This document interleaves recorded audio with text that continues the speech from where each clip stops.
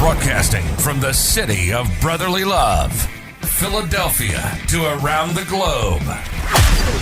You're listening to Shark Bite Biz, your exclusive place for business strategy, sales, marketing, and tech in the roaring 20s. And now, here's your host, David Strausser. I'm your glamorous host, David Strausser, and it's time for another epic episode of Shark Bite Biz, your place to learn how to grow a business during complete chaos. We have an amazing show today. We are going to chat with one of the most dynamic, robust people I think I've ever had on this show. And I've had rock stars on this shows, and I don't think I had as much fun with them as I did with today's guest. And there is a moral to this story, though, okay? I'm not going to spill the surprise. You've got to listen to the whole interview. But in business, remember, it is a small world. You never know when some insignificant passing can cross paths again with somebody in the future. And just a great example of how everything kind of goes full circle sometimes. Today, we're going to chat about some gnarly topics like why panicking can cost you profits, how to build your content strategy, and something of the utmost importance, using empathy and doubling down on being trustworthy. So who is today's guest?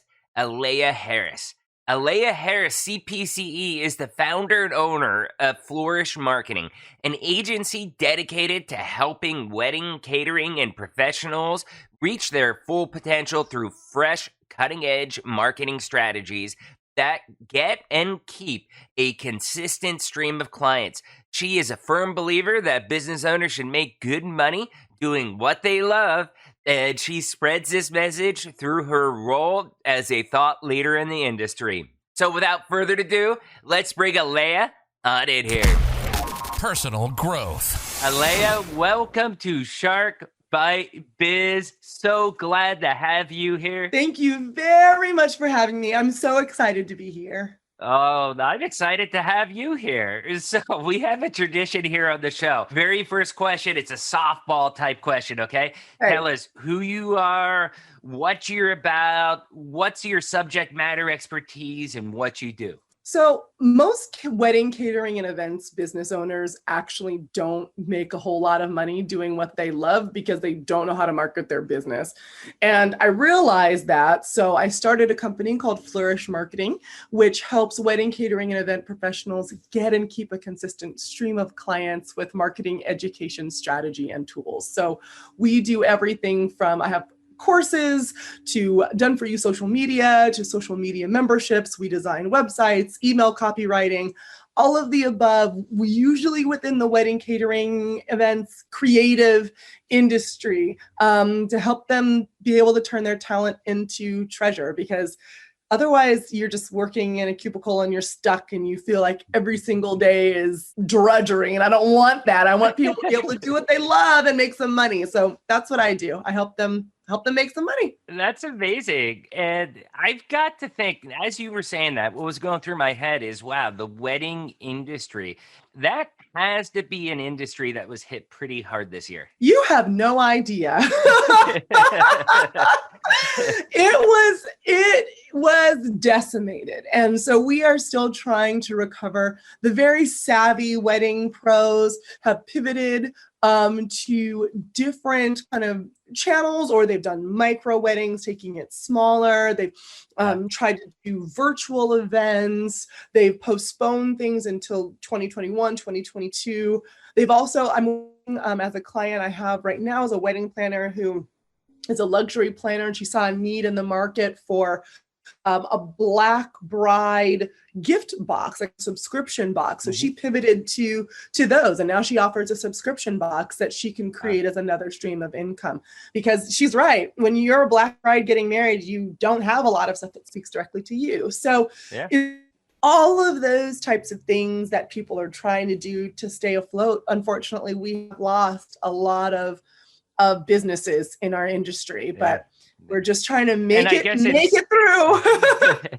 I guess it's also hard to get repeat business too, right? It's not like a lot of people get married 3-4 times. Well, hopefully not. Hopefully not too many, but exactly. you just don't.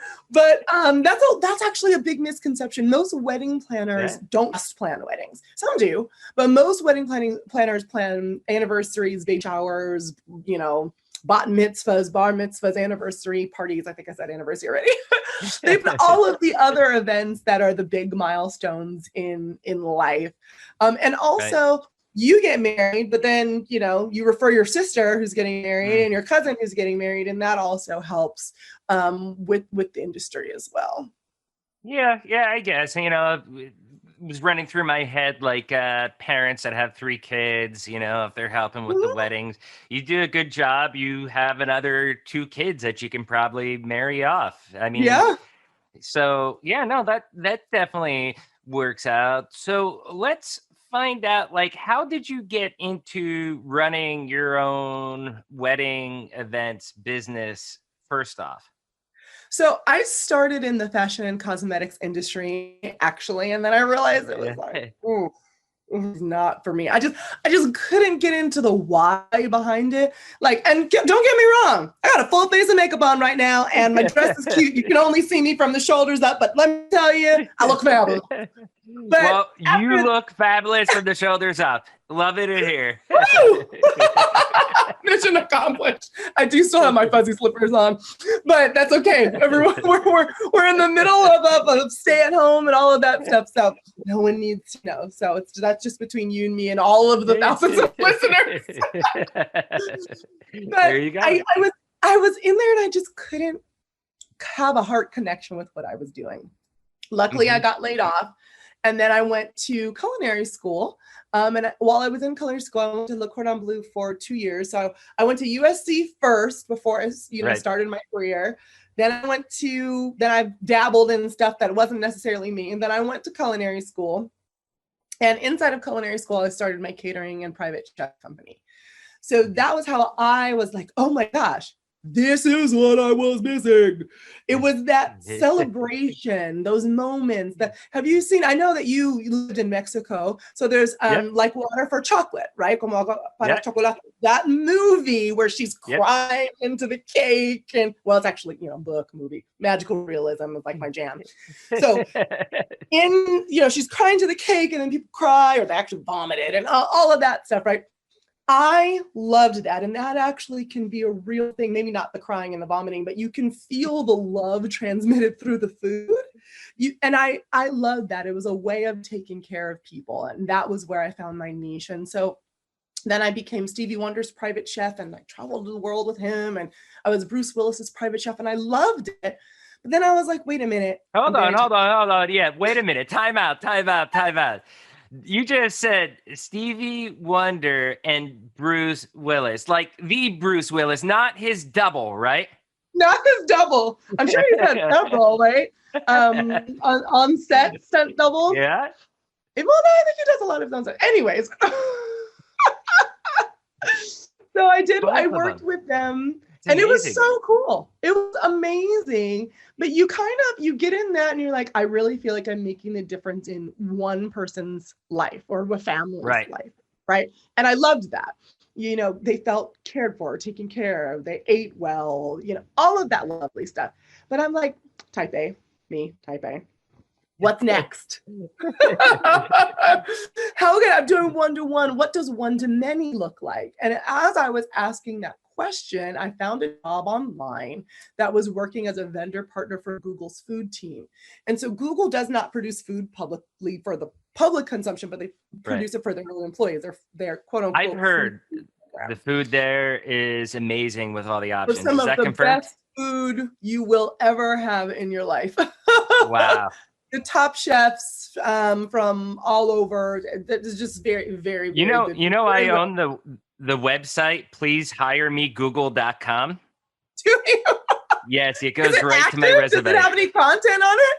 It goes right to davidstrausser.com. It's my total e-portfolio. I've owned that for about 10 years, hoping that Google accidentally finds it. Oh, maybe we should hire this guy. They hasn't probably worked. already know that it's there. I just want to get hired for the food. All you need to do is find someone that works there and they can invite you as a guest one day. Yeah, there you go. There you go. Then you'll at least be able to experience it. It does make you a little spoiled, though, I will admit. Ooh. And when I was on that team, I loved it. And we had a global reach. I was part of a global team that was building up the communication with not only the Google employees about their food, the food system, waste, sustainability, but I also helped run what was called the Google Food Lab. So it was the highest kind of brains in food and sustainability coming together to talk about food shortages and issues affecting our food systems. So I loved it. And so then I got my one-to-many. And then I'm like, true Aleya form. What's next? So first off, I've got to point this out. One of the things that we like to highlight on this show is career transformations. And it is clear to me that you have not gone through one, but you have gone through, I guess, as you say, one-to-many transformations throughout your life.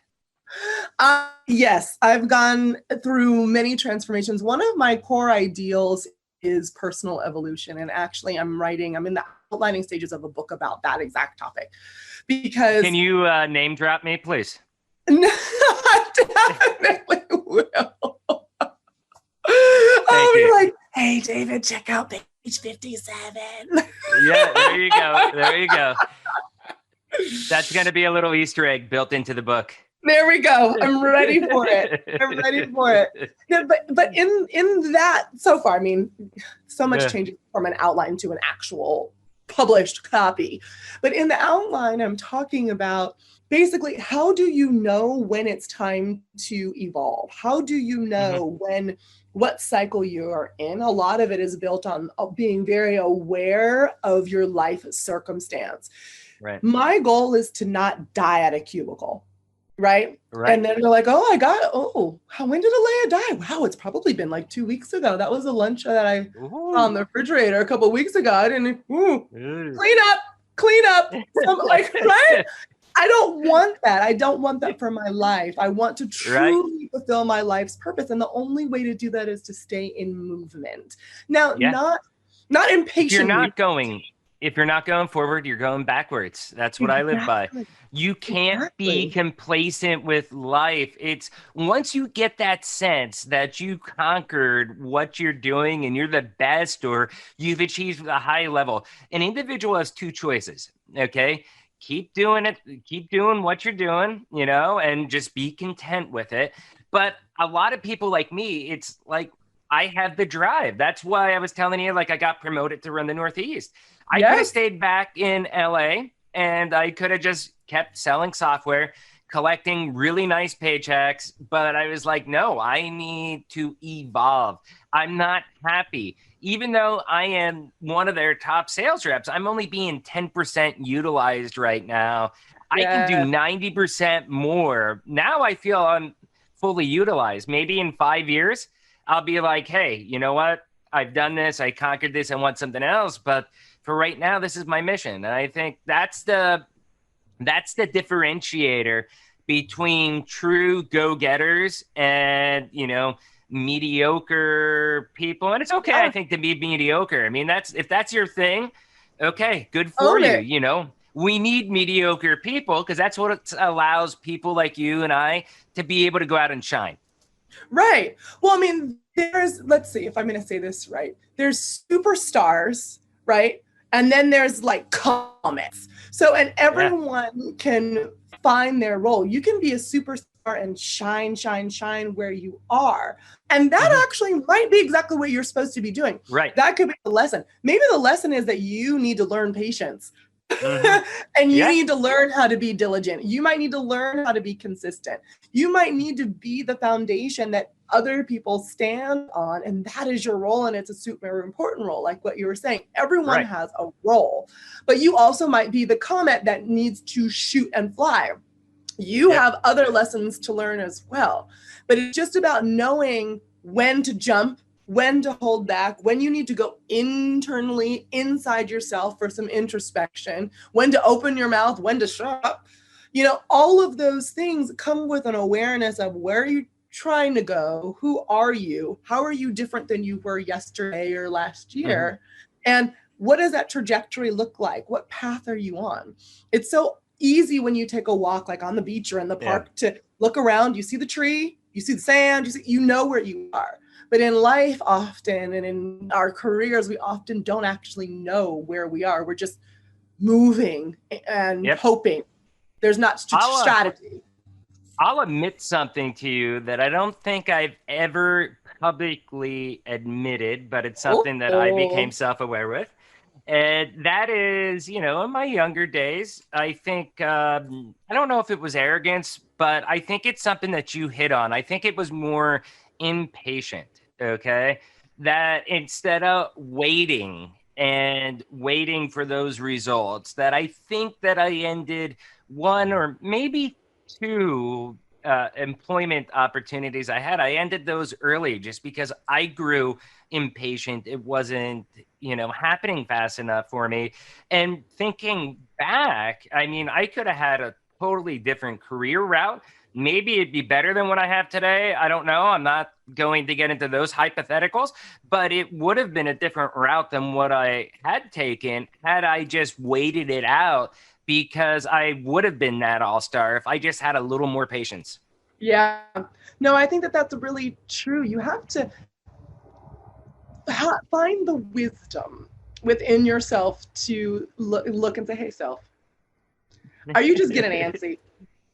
Are you just getting a little antsy? If you're a little antsy, that's fine. Let's go run around the block and come back, because we still have work to do here. When I think of when it's time to move to the next level, do I find myself physically in pain? Like, if you think about it, the last job you were like, I'm done. Your back was hurting, right? You were tired. You might have gotten headaches more often. You're just like, okay, something to think about. Do you find yourself like bored out of your mind? Do you find yourself able to predict exactly what's going to happen the next day, the next week, the next moment? Those are signs that you're like, okay, no, I probably learned all I need to learn here. If instead you're sitting there and you're like, I might not have learned everything I need to learn here, but man, that job sure does look good. I bet I could pull that off. Well, I'm going to get there and I might teeter a lot and I might not be the best at it because I really haven't learned what I need to learn here, but man, that looks really good. I'm going to go there. And that's when you're really kind of setting yourself up for failure. You should be bold, but it's all about balance. Grass isn't always greener on the other side. And no, that's something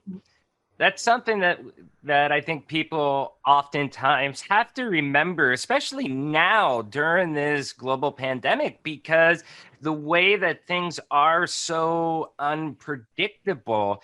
If you were to leave to go to a competitor or whatever it may be, and that grass isn't greener, you could completely be out of a job for, months, maybe 6, 7, 8, 9 months. And it could really have a drastic impact on your livelihood. Absolutely. And that touches on another thing too. I mean, you clearly are doing that with this podcast, but if you learn nothing else from this pandemic, it is that, honey, you need another stream of income. You have 2, get another stream of income. You have 3, get another stream of income. The average millionaire, as I'm sure you probably talked about before, has 7. So if you don't have 7, keep going, because you need to be able to diversify. And that also helps you be able to evolve, not from a place of fear, but a place of creativity and potential and progress, because your brain is free. You're not so beholden to your job, right? You're like, I need this paycheck. Oh my, I can't evolve. What the heck are you talking about? I need to pay my mortgage, right? That's not going to be as in the forefront of your mind. Your goal should be able to be, you know what? I have another way to pay at least some of my bills. So if something were to happen, or if I really wanted to take that leap, I feel confident in doing that. Yeah, that's amazing. I mean, this is totally incredible discussion, I think, that we're having. You're giving some sound advice, sound tips to people, because many people, I think, are struggling with the pandemic, as I said. And I think hearing your voice of reason is either going to confirm that they should make a move, or it's going to make them take a step back and really think about it at a different angle. So thank you for that. Let's pivot over to this next topic I want to ask you about, which is profits. We were just talking money, 7 streams of income, stuff like that. So why can panicking cost your profits? Panicking costs you lots of things, including your sanity. So when you panic, a couple of things happen. You freeze and you stop engaging. So if you're a business owner, that means that you're like, I'm not promoting now, I'm not selling, I'm not engaging, I'm not producing content. I'm just, oh crap, I'm just going to sit there and be silent. I've seen that happen. I also see the opposite happen. Oh no, sell everything. Sell the cat, sell the dog, sell the kids, sell everything. In fact, put a sticker on Timmy's forehead. He's 50% off. Like poor Timmy. Poor Timmy. That is what will happen if you are like, oh no, I have no plan. Right. Instead of panicking, take a step back. Even not instead, go ahead and panic. Have your full on emotional response. Go crazy. Have at it. Just do it away from your laptop.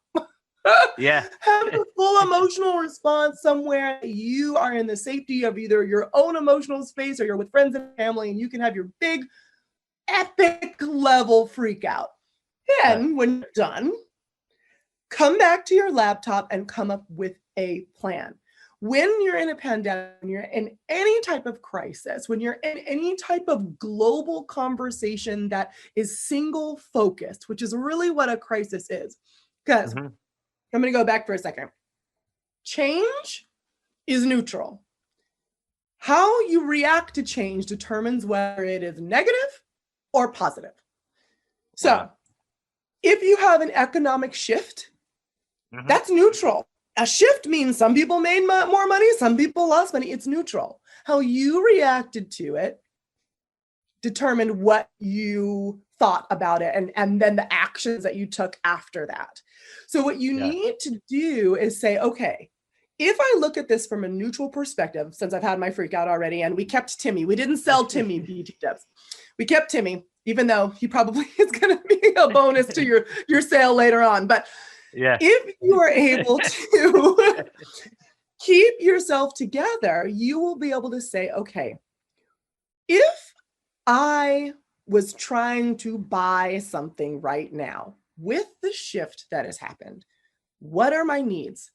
What is the problem I am now trying to solve as a customer? A lot of times people panic because they also become slightly narcissistic. They're like, this is all about me. This is all about me. And it's like, oh, honey child, this ain't about, not even close to all about you. In fact, we're all in this together. And if you would step out of your own self-centered universe for a second, you would realize that all this means is that the problems and the needs of your ideal customer are changing. And if you can meet them fast enough, you will be in front of the curve. We've seen that happen across industries. I mean, look, Jeff Bezos is never going to have to work. His kids won't have to work. The next 20 generations of Amazon spawn won't have to do a thing because of he's already a rich man, but because of also the influx of cash that he got because of the pandemic. Why? Because he met that need quickly and well. Yes. Yeah. They were able to be nimble and flexible to fit the need that people needed in a hurry. And it wasn't pretty. I don't know how many people remember this, but remember how it was ordering something off Amazon? They threw out that 2-day delivery prime guarantee out the window because, I mean, I was waiting about 2 weeks for stuff. They got hammered. I mean, this was really unprecedented because people were afraid to go to the store. Oh, there's going to be a virus there. And you couldn't get a lot of things. And then it was crazy. You know, I'm just so glad that we're past that. Now, I know that we still have a lot going on with the virus, but I think the emotional knee-jerk reaction that everybody had, I think we're past that moment a little bit. It's more steadier, and that brings an important point because I think with businesses, I see this a lot of times, whether it's my customer, whether it's one of my team members, sales rep, or implementation consultants, where it's like, hey, take that step back, okay? Take a deep breath. You're representing our organization. Do you really want to do something on a whim like that and do a knee-jerk reaction that's going to have us lose everything? Or do you want to calm down Yeah. about it and do a solid answer before you respond?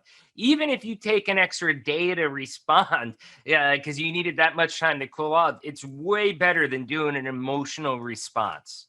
Absolutely. And you need to be more of an observer and less of a participant in most difficult situations. So if you Yeah. get that email from the client that is like, I'm freaking out. You did blah, blah, blah, blah. You horrible, horrible person. Right? I get that email? daily. Right. You need to say is, okay, what is their problem? What is their need? What is their unmet need? And what solutions do we have for it? That's it. Right. That's Yep. it. Yeah. And afterwards, if you want to cuss them out in your head, that's your prerogative. But when you respond to the email, just look at it like an observer. And also, if you can muster it, add some compassion while you're at it, right? Yeah. Because think about, why are they freaking out so much? There's a reason. Most of the time, they're not just horrible people. I've had some clients when I was the head of marketing for a large corporate food service company, and there were some just horrible people. It's okay to fire customers too if they're a horrible customer. You can absolutely fire them. I just fired one, which is very rare in our industry, but it was a time and we just couldn't meet eye to eye. And that was, hey, sir, look, I really want this to work. I'm doing everything possible to make this work, and it's still not meeting your expectations. So that is what it is. I can't do anything else. I think it's time for you to find a new partner to help you, and I'll help you find a new partner. But I think it's time to help try to find someone that can fit your needs. Yeah, I agree. You don't have to take that. There's enough going on in the world right now. And that also goes to... Yeah. Oh, go ahead. Oh, I was going to say, what you were just saying there is that there's enough going on in the world right there. I mean, you have to remember, your customer, especially if they're emotional and they're yelling, they have a lot going on with their business, with their lives too. They're under pressure. Everybody is. And that's where, don't add more gas to the fire. Take a step back and try to calm it. And then that also, if you feel like, well, no, but I have to hold on to that customer because, otherwise I'm not going to make any money. Otherwise I'm going to get fired. I'm going to do this. This is where the diversification comes in, right? You should not have one key customer. That's horrible. That basically means that they get to tell you whatever they want to do. And when they say jump, you say how high. And no one wants to be in that position. You need to diversify, whether you're an entrepreneur or whether you're working internally in tech. Don't operate out of fear. I kept this customer for so long out of fear. I mean, they were one of my smaller customers too. I really didn't want to need them, but I came out here to grow our region, and I kept them out of fear because it's like, oh no, I'm going to lose a customer. I'm trying to grow it. It's negative in that aspect, but ultimately, it's like, well, we'll just go out. We'll sell a customer that's two size of them. And I just made it back up. It's not an issue. And the time, energy, and effort that you and your team are putting into that customer, you can go out and go to get better customers and refine your marketing so you attract more of your ideal customer and less bah humbug over there. Bah humbug. Wow, you're in the Christmas spirit already. So, are you kidding me? Netflix's Christmas specials and I are besties. I am normally a Christmas does not start before Thanksgiving kind of person. I give dirty looks to the Christmas wreaths that are put up on like November 15th. This year, after Halloween was done, I'm like, Christmas!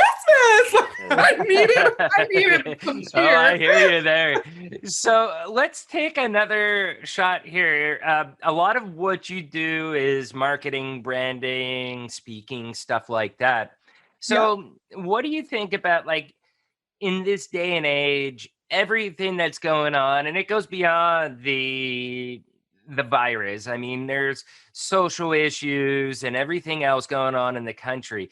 How do companies build their content strategy so that the messaging is flexible and also, I'd say, inclusive?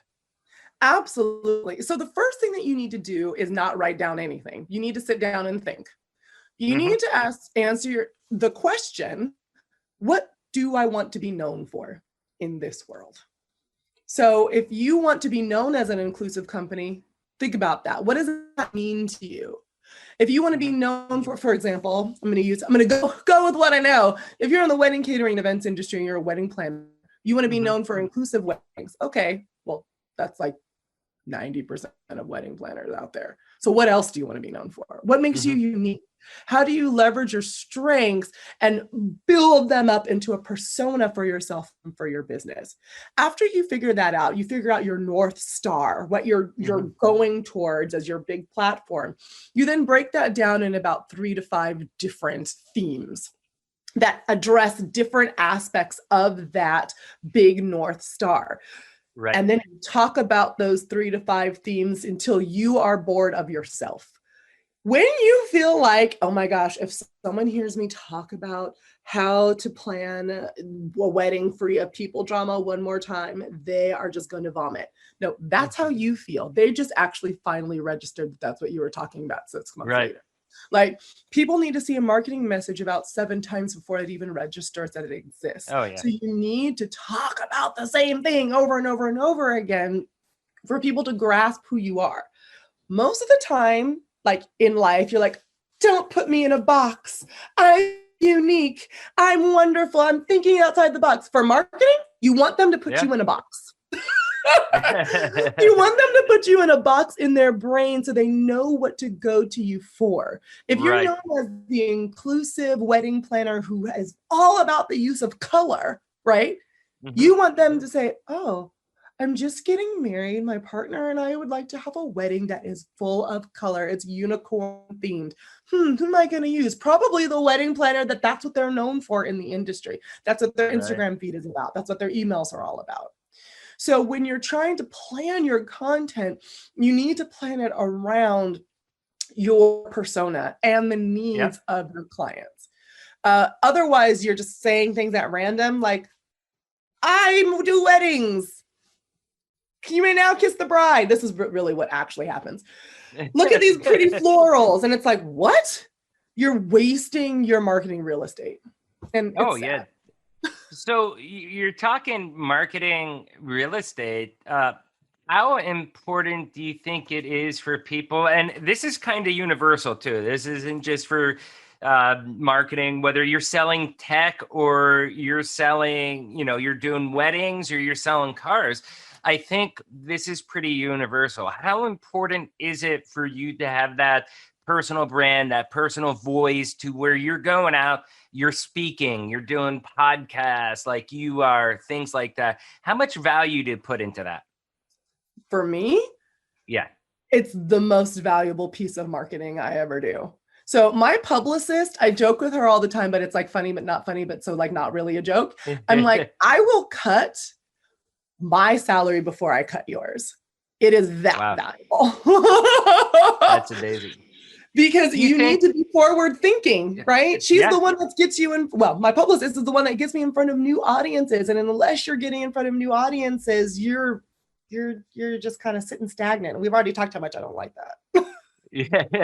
Yeah, definitely. So you think then getting out there, because in my mind, okay, I've always done events, and coincidentally, this is funny, I didn't recognize the name when I did the we booked this interview.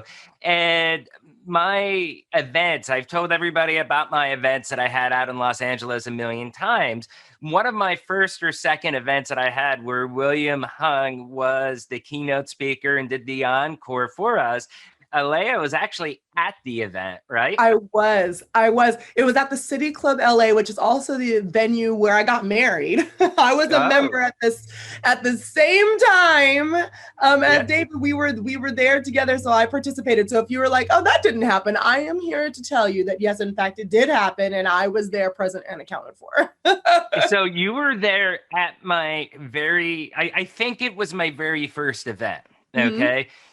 First one I've ever done like that. And these events in this industry being so old school with ERP, tech, SAP, Vision 33, they're not common in this type of format. I mean, what did you think about that? Because I was trying to do at that event exactly what you're saying to do with speaking and stuff like that. I think that it was great. I think that you got your name and your face out there, and then you become a expert and a leader in your industry. People think about it this way. I have no idea how many songs are on Spotify. Do you? How many artists are on Spotify? Couple million, not exactly. I have no idea. There's a lot.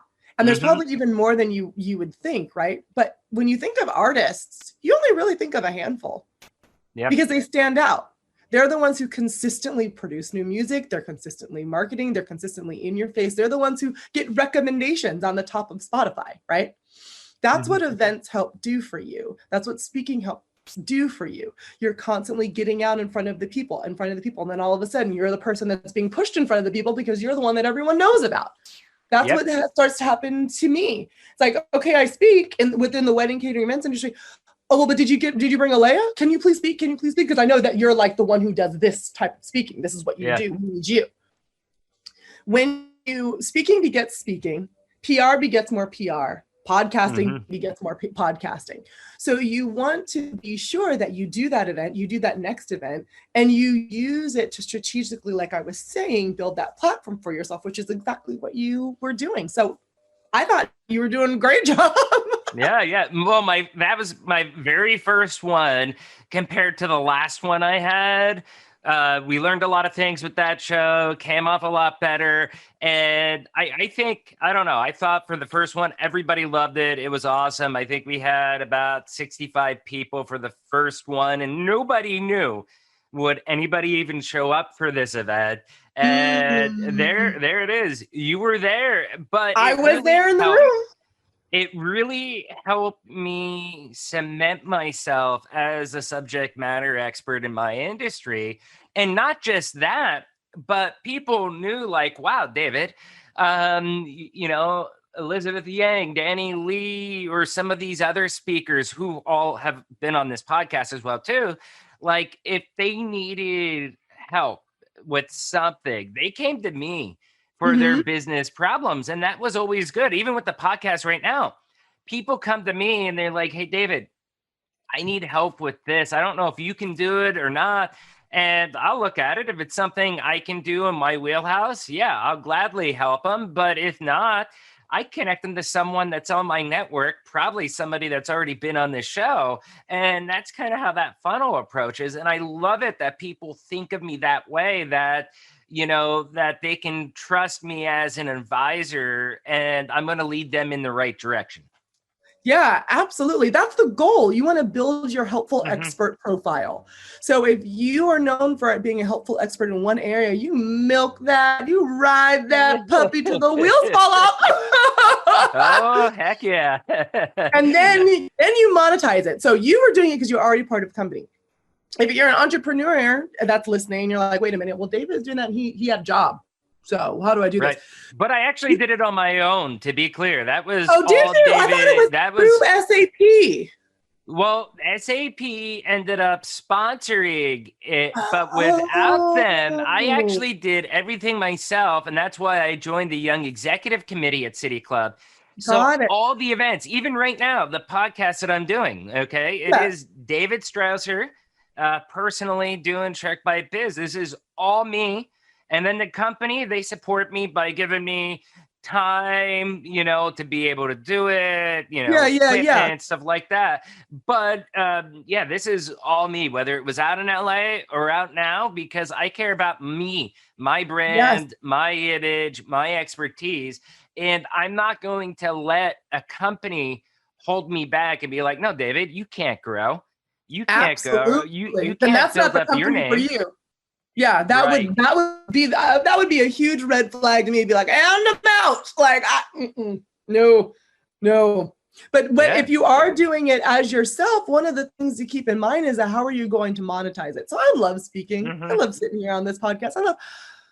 I monetize everything that I do. If you're going to get on any stage, only talk about things that you sell. And if someone asks you to talk about something that you don't sell, either say no or like, oh, wait, actually, I was going to start that like small info product around that, maybe like a $20 kind of thing. I'll sell that. Or like, what can I create between now and when I get on stage that I can sell for this that fits within that brand that I'm trying to build for myself. Never step on a stage without a plan. A lot of the times when people are speaking or guests somewhere, they're thinking of it almost like an ego thing. Like, oh, let me stroke my ego. Did you see me there? I was on the Shark Bite Biz. Like, okay, girl, whatever, no one cares. What did you make from that? Did it help you make a relationship, build a network, get your name out there in a different way to a different audience? And that's the other thing. Value can have different definitions. It doesn't mean that, hey, I have to go sell a brand new customer because I spoke. No, it can give you a lot of other things that are of equal or sometimes greater value. Absolutely. And you have to keep in mind, there's a reason why there's a marketing funnel. You don't just buy from me. Okay, here's my money. Like, that's not how sales works. People need to know about you. Then you build a relationship and then eventually they buy from you. That's how the marketing funnel, that's how the sales funnel work. And if you're trying to build that marketing and sales funnel, you need to first go out and reach an audience where your ideal customers hang out. And they're not going to necessarily buy from you right away, especially if you're offering higher ticket items. Like, I don't know about y'all, but I'm not cheap. So I'm not expecting you to hand me the cash from your wallet over unless you just really like to carry cash on you like that. Thousands of dollars in your wallet. I don't roll like that. So if you are like that, especially in the industry that you're in, David, people need to know that you will be where you're going to say you're going to be, do what you say you're going to do, and that you know what the heck you're doing before they are ever going to spend the warm and fuzzies. The warm and fuzzies, we call it. Exactly. If they're not feeling warm and fuzzies, you're not feeling the cold hard cash. Yeah. Aleya, this has been incredible. By far, you are the most dynamic, energetic conversation I've had. I love this. You have to be a staple on this show every couple months. I can totally make that happen. If you want me, you got me. Oh, I want you. I love you. You're incredible. How can people reach out to you? So you can go to my website, www.flourishmarketing.co, not .com, .co.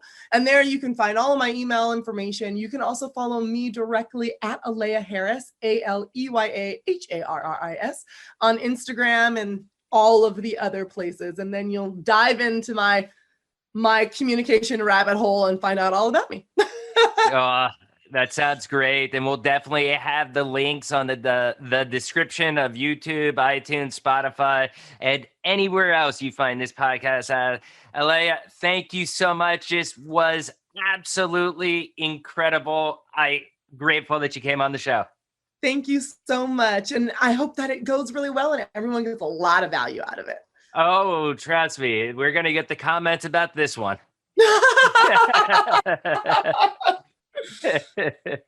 Thank you. Cheers. Thank you. Wow, that was really, really fun, wasn't it? I loved chatting with Aleya. Stevie Wonder, Bruce Willis. Oh my God. I mean, that's such an amazing background. And like I said in the intro clip, it is a small world, isn't it? So crazy that you go back 3-4 years, whatever it was. And I've actually met Aleya through one of the events that I did out there in Los Angeles. So first, remember, if you love this interview, please do me a favor, subscribe subscribe to the podcast, whether it's on YouTube, iTunes, Spotify, Google Podcasts, Deezer, Stitcher, wherever you're watching.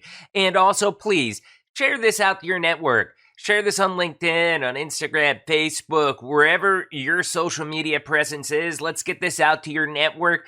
Let's grow our Shark Bite Biz community and help others break through the barriers preventing growth. Now, let's get back to Aleya. We talked about so much in this interview. I mean, it was really, really jam-packed. I think some of the things I took from this was her career transformation. For many people, they would consider what she was doing, she was living the dream. But she did know that she wanted something much bigger. As she said, she had the drive and the ambition to really change from one to one to one to many. She wanted to impact as many lives as possible. From being the private chefs that ended up, let's go to Google. That was her next step. And there she was able to impact more with her creative style of cooking, I assume. But it was still a huge move. It gave her some of that, I guess you could say, like relief that she was looking for when she made the move from the one-to-one to one-to-many. But it wasn't enough. She wanted more. And that's where she was able to basically end up doing her dream with the Flourish marketing. And Aleya is a perfect example of a strong, powerful woman person who really took control of her future and is now doing something that she loves and helping to impact so many lives. Truly amazing. I really loved having her on the show, and I definitely do want her back again as a guest some point next year. I think one of the biggest messages that I took home was, do you want to be complacent or do you want to be a go-getter? Okay, do you want to live your dream? And when that gets dull and boring, do you want to go out and live your new dream? Or do you want the same old, mundane, dependable life? Some people like that, and if you do like that, that's fine. There's nothing wrong with that. The world needs people like that. But many of the people I know personally, many of the people I've come across in business, while, they accept certain situations because they feel that they have to, they really do have aspirations to get to the next level or the next few levels up the ladder. And they do have that drive. They have that vision for a more successful life. And I think one of the core components of what Aleya was saying was, you just don't have to say that you're going to be out there doing it. You actually have to put some action behind it to actually make these things happen for you. So today's question is, what are you doing to move yourself to the next level? Leave a comment there on YouTube and let's see what you all think. And do you want to be a guest in the show? Do you have a good business story to tell about how your business has pivoted during this pandemic?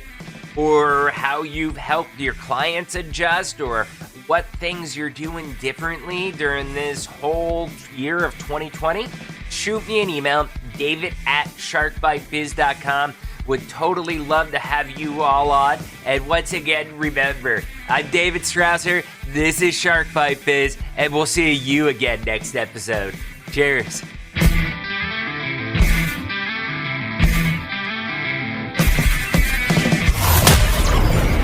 Thank you for listening to Shark Bite Biz.